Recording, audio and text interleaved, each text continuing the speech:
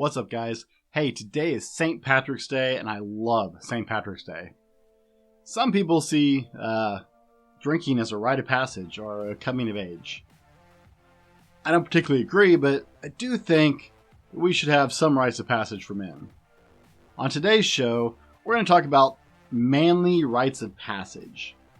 Things that were, things that aren't, and how moving away from certain rites of passage may have affected men as it is. If you're watching this on YouTube, guys, I hope you enjoyed the little intro going on, and we'll get into that some more in this. If you're not, you guys can check out a separate YouTube video on my channel on the fitness as well. Oh, and by the way, my name is Brent. I'm the Fallible Man. I talk about all things man, husband, and father. We provide content to help men become the men they want to be. We're meeting for the first time. It's awesome to meet you guys. Hey, it's St. Patty's Day, so we're getting in the spirit, guys. Grab whatever you're drinking today. Stick around for a while and see what we have to say about things. Promise it's going to be an interesting show. On today's show, we're talking about how manly rites of passage have changed. Right? We don't have the same rites of passage that we did as, even a couple generations back. And it's changed men in an incredible way. Now we're going to talk about that, and we're going to talk about, do we need to have certain rites of passage anymore? All that and more, guys. Hey, be sure and like and follow us on all the social media platforms. We're at The Fallible Man, anywhere you want to be, and drop by our website, www.thefallibleman.com, to find all the things we're doing. Guys, did rites of passage actually make men better? Guess we'll find out. Stick around. This is the Fallible Man Podcast, your home for everything man, husband, and father. Here is your host, the Fallible Man, Brent Dowling. Welcome back, guys. Hey, now it is St. Patty's Day, so first and foremost, guys, be safe. I hope you're having a great day today. I love St. Patrick's Day. Now, I love Guinness any time of year. Guinness is my beer of choice. If you're underage, please don't be out drinking. If you're out having a good time and drinking today, please be smart. If you're drinking, don't drive. Be smart. Put the keys, have a designated driver, or stay in the safety of your own home. But whatever you're drinking, grab a glass of it, and let's get into this today. Now, I don't get hammered on St. Patrick's Day. I honestly think that's kind of a really dumb thing to do. I lived through my really stupid years by the sheer grace of God, guys. I survived. When I was younger and going through some times in my life, I drank way more than is healthy into more than dangerous levels, and it was a bad idea, and I survived. God smiled on me, and so I just don't do it. It's not my thing. But I love the overall cheery attitude of St. Patrick's Day. Something about the holiday, for me, is a whole lot like Thanksgiving. And we do have some Irish heritage in our family, not that much. But hey, it's St. Patty's Day. Everybody's Irish today, right? We get together with my family and some friends, and we have corned beef and cabbage and soda bread and some potatoes. Sometimes we do shepherd's pie instead. But we get together and we just have this tradition around my house where we make as much of a day of it as possible. Like I said, at my house, it's treated a lot like Thanksgiving. It's an interesting tradition. And I'm not a big traditionalist. I don't have the attachments to some holidays that some people do. Guys, if you have been watching my show for a while, caught the Christmas special last year, I'm not a huge Christmas person. Got no problem with Christmas, people. It's not my thing, right? Everybody has traditions, and some traditions are really great, and some traditions, we don't really know why we do them, right? But traditions can be fun, and some can even be educational. And some traditions are more... Let me change the way I say that. Some traditions have a deeper meaning. Some traditions go beyond just the concept of tradition as we know it and move into certain rites of passage. For example, For centuries, various groups have had traditional rites of passage. The Jewish people traditionally have a bar mitzvah, and it is a coming of age of their young men to celebrate that they have made that break from child to manhood. I'm not Jewish, and it's a fine rite for them. Like I said, I embrace traditions and cultural rites of passage. I have a friend who told me that just like most American guys learn how to grill, and we talked about that in one of our last videos, 10 things all men should be able to do. One of the things he shared with me is traditionally Mexican Hispanic young men, learn how to make carnitas. And it's just as much as American guys learning to grill. Same idea, right? If you go back earlier than that, earlier civilizations, hunter-gatherer types, right? Boyhood went from boyhood to manhood when you got to go on the hunt. When you were old enough to no longer be left with the women and children and the elderly back at the village, but you were then separated when you were at a certain age to go and join the hunt, become a useful member of society. Now, and I'm jumping around here on my notes, sorry guys. A lot of modern societies have moved away from these rites of passage. And because some see them as overly masculine, some see them as barbaric.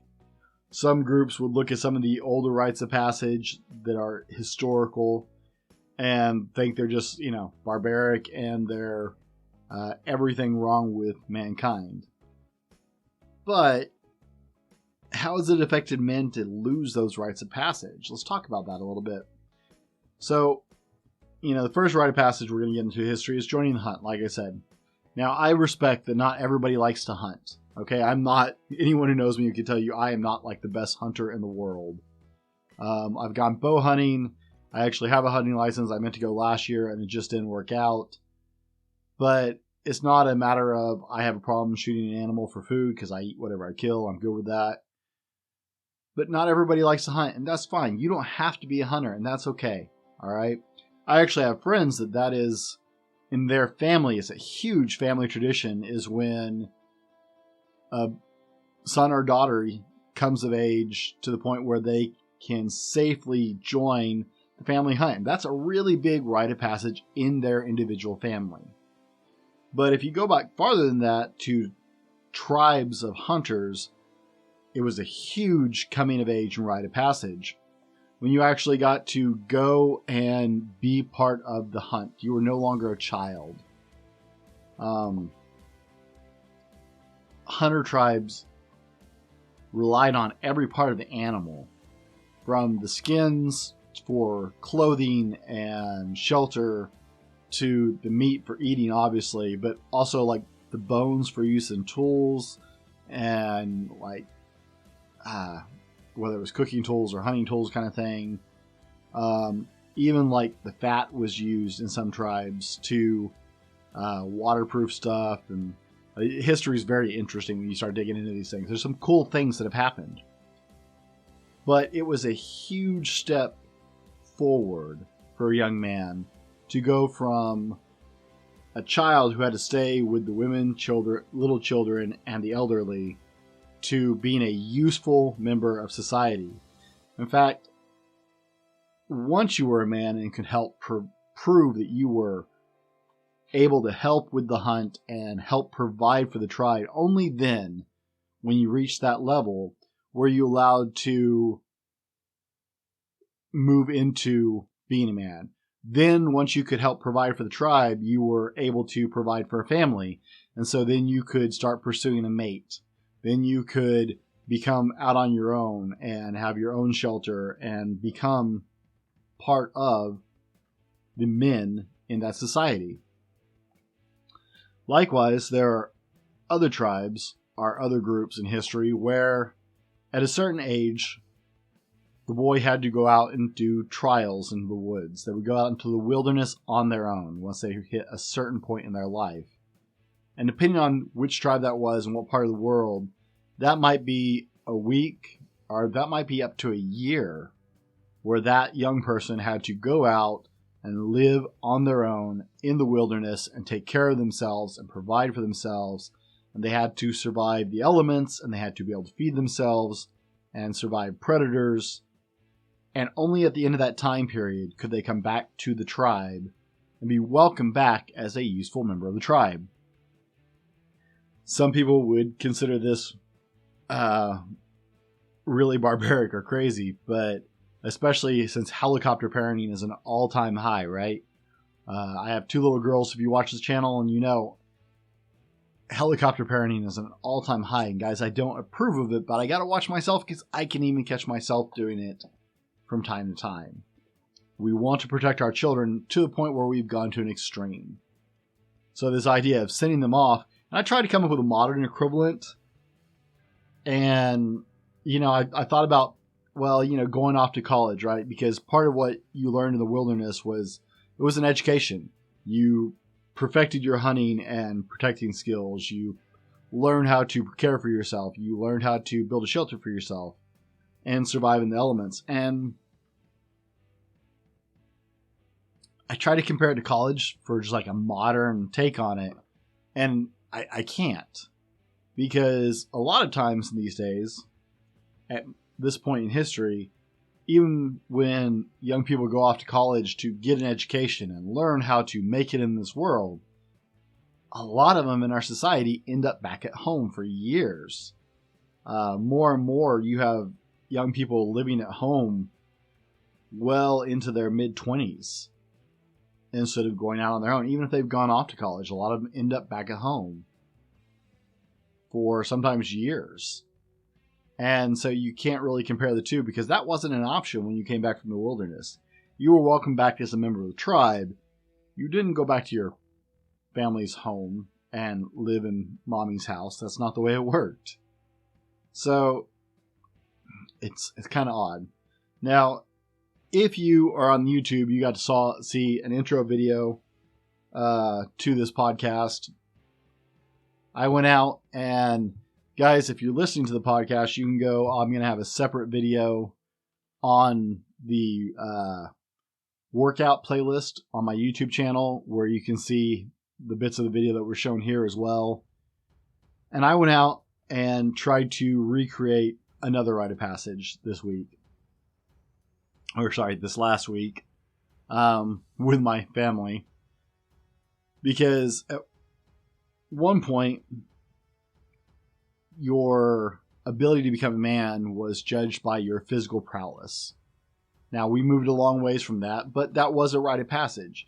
In particular, in Iceland, there's something called the Husafell Stone. Now, the Husafell Stone is roughly 200 years, give or take a couple of years, old. It has become a favorite among strongman competitions, which I love to watch, and I love to train in the strongman style. And what it is the Husafell Stone was the gate stone for a sheep or goat pen, depending on who you ask on that one. And you can Wikipedia this, guys. It is a 409-pound stone. And so the owner would have to move the stone out in the mornings so the sheep, goats, whatever could go out and feed, and then they would put it back at night to protect the animals. Well, in Iceland, this has become, in fact, the Husafell Stone has become a national monument / treasure in Iceland. You can go to Husafell, Iceland, and actually attempt to carry the stone. I would not recommend it if you haven't tried it, but you can see it on a lot of strongman competitions. Rogue Fitness has recreated the stone. So I went out to try this because in that society, you were considered kind of strong, getting there if you could break it off the ground. You have to pick up this 409-pound stone from the ground. You were considered half strong if you could at least get it up and lap it, get it up to your knees, hips area. You weren't considered full strong or what's the right word? I wrote it down here so I could remember it. It's full sturker, or full sturker. I'm sure I said that wrong. Or full strong man. And to be considered full strong man, you had to pick up the stone and carry it one lap around the pen, which is about 50 meters.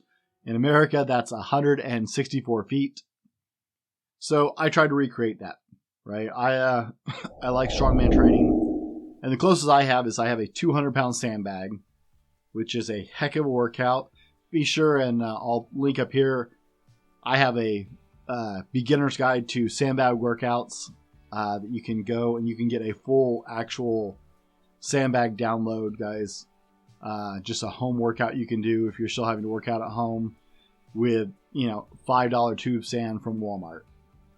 So be sure and check out that video. But I have a couple strongman sandbags that I bought over the years. And I have a 200-pound sandbag, and it is heavy. And so I took it down to our local park where I had some room, and I put out little cones I had for a 50-meter pin. And my daughters get into the act. If you've seen some of my other videos, I actually have a 30-pound sandbag for my 6-year-old and a 50-pound sandbag for my 9-year-old that is half her body weight. I also have a 100-pound sandbag, and I have a 60-pound sandbag as well. But we got out there, and everybody was taking their try at this. Now, because I only have a 200-pound sandbag, my goal was to try and make 2 laps around to make up for the fact that I don't have a 400-pound rock. See the video, but my daughter, I'm very proud, my 9-year-old, took a 50-pound sandbag, like I said, it's half her body weight, and carried it up here around her chest and made the entire 50 meters. I'm very proud of that. It is a lot of work, even at that. I mean, you're half her body weight there. So, strength was a very big rite of passage in some cultures, right? It was a physical prowess. Now, I don't know that there is a lot of crossover to the modern world, right? In fact, the physical type of jobs aren't necessarily always the best income job solution for everybody, right? So modern era has really leveled out the playing field as far as what jobs can provide. And so you don't necessarily need that large physical prowess, although I recommend all men should work out and try and get in shape. Now, we're going to get into the big question here is there a value to having these kind of rites of passage in the modern era? It's a very different world we live in than even 200 years ago when they first introduced the Husfeld stone. And though it's very popular in certain strength competitions, are these rites of passage or other rites of passage still valuable and valid these days? Be sure and give us a like or a thumbs up, a review on Apple Podcasts if you're listening on the podcast. And smash that like button if you're getting something out of this, guys. We're going to roll to our sponsor for the moment, and we'll be right back to tackle these big questions. Today's episode brought to you by thefallibleman.com. That's right, it's us. Head over to www.thefallibleman.com and check out our blog, updated twice a week with new content and links to all of our social media offerings. Tag or search us at The Fallible Man or at Fallible Man on Facebook, Instagram, Twitter, and other social medias for daily content. While you're there, check out our attitude swag, shirts, cups, stickers, and more. Again, that's www.thefallibleman.com. All right, guys, welcome back. Hey, hope you're enjoying the show. Hope you're having a great St. Patty's Day. Be sure and check out our YouTube channel. We have other things there besides the podcast, as well as subscribe to us on whatever podcast platform you like, guys. And let's get back into it. So the big question at hand is, what is there still a value to having rites of passage like they did in older societies today in the modern world as we know it? So let's look at what these things actually achieved, all right? What these rites of passage actually did or accomplished. Now, personally, spoiler, I think it actually accomplished a lot. I think it added to society. But let's list off a couple things, because I made a list. And so, to me, these feats of becoming a man, these rites of passage for men, had these significances. It created an expectation that you would rise to a certain level. It set a bar that you were required to reach to become a man or a valuable member of the societies. To me, that's a good thing. It set a goal for you to work towards, and give you a clear purpose as you were growing up. As you were growing up as a child in these societies, you knew this was coming. And so you had a goal and a purpose and a drive to reach this bar so you were good and could move into the rest of your world.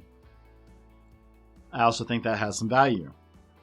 It created a clear delineation from child into adulthood, which is really confusing these days. I mean, right? You have to be 18 to have tobacco products or to join the military, right?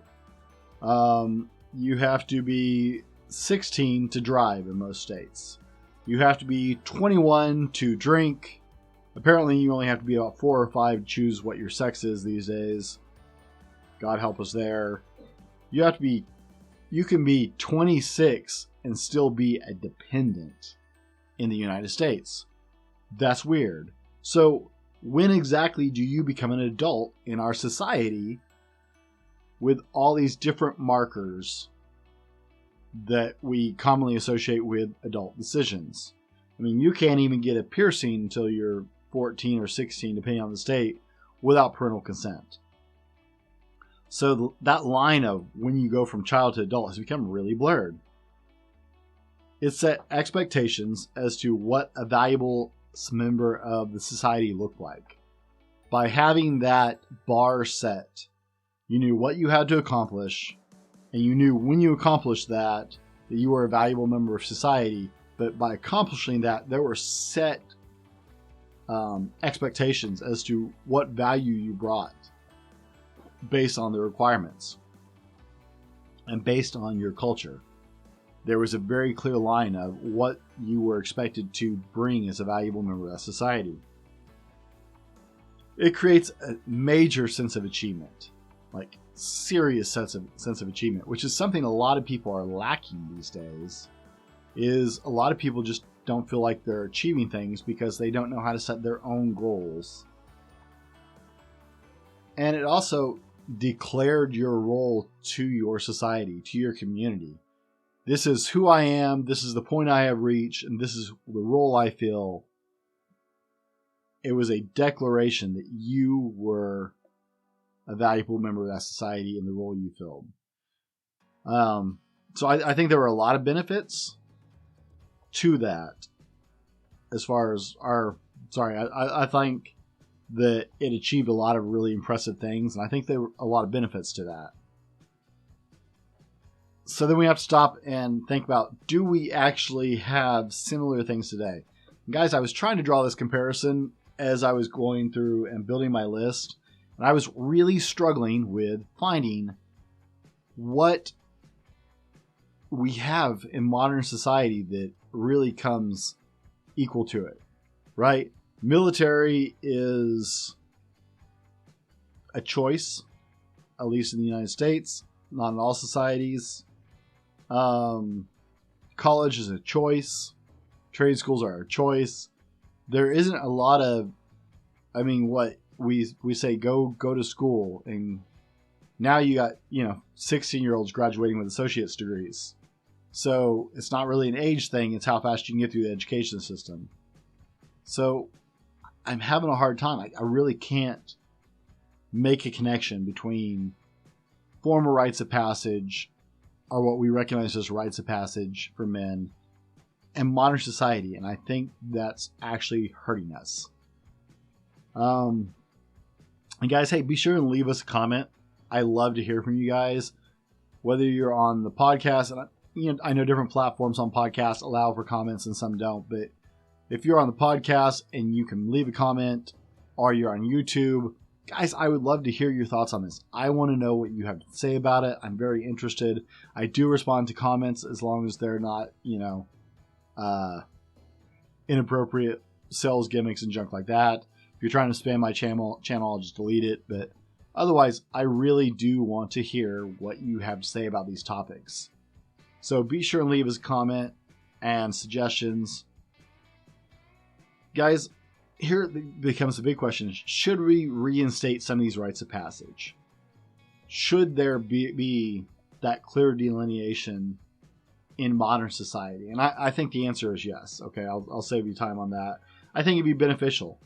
I like the fact that up until 2010, if I did my research right, every person, once they came of age in Sweden, was required to do 2 years, it's either 2 or 4 years of mandatory service in the Swedish military. Israel as well has mandatory service, and I see either 2 or 4 years. I'm not clear. I didn't look up that fact. I just know they do it. And I think that, honestly, I think that would be a good choice for the United States. I think mandated service to your country instills a respect and appreciation and love for your country. It also builds a camaraderie and develops some very valuable skills as far as you moving forward. You develop some independence and some thoughts that you don't in other ways. But that's my opinion. Not everybody wants to join the military. I get it. But I think it'd be healthy to have it. I think that if you look back over that list, there are a plethora of reasons that having rites of passage into manhood, into masculinity, into being a useful member of society would be highly valuable. Especially with modern culture, I think we need to move back towards that. I think it would be healthy for all men. But it's also going to come down to parents. Now, I told you I have friends who hunting is a big part of a rite of passage for their family when they're old enough to join for the hunt. They're a hunting family, and it's an amazing thing. But it's going to come down to a parental right? I have rules in my house about, because I'm a gun guy, I like to shoot. So my children, to be able to go to the range and learn how to use a firearm, have to learn the 4 base rules that the NRA recognizes for gun safety. There are 4. If you don't know them, shame on you, look them up. But my children are required to learn and memorize those gun safety rules and be able to tell them to me. They also have very strict rules on the gun range. There's no screwing around on the gun range. They follow orders and directions the very first time, or we don't go to the gun range, period. They are taught to respect the tool and to use it appropriately. Other people have different measures, are things that are coming of age for their children. And as a parent, you're going to have to make that decision.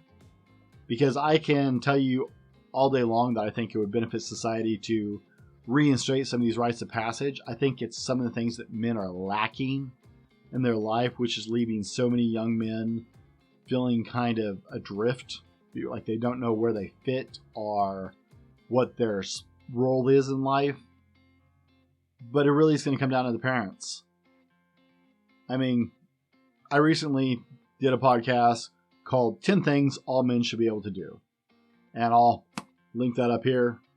Guys, if you, maybe you are a man. Maybe you are a man who feels a little adrift. Those 10 things are, to me, musts for all men to be able to do. So if you're feeling a little aimless, be sure and hit back to that podcast and use that as a baseline to start, guys. It's not the end-all, say-all, but it's a good baseline to start if you feel like you're a little adrift as a man, that you don't know where you fit or what you need to do. Guys, thanks for listening to my rant here. It's St. Paddy's Day, man. I'm hoping you're having some great, safe fun. Like I said, everybody's Irish today. Appreciate you hanging out. Be safe tonight. If you drink, don't drive. God bless, and we'll see you guys next time. Be better tomorrow because of what you do today. This has been the Fallible Man Podcast, your home for everything man, husband, and father. Be sure to subscribe so you don't miss a show. Head over to www.thefallibleman.com for more content and get your own Fallible Man gear.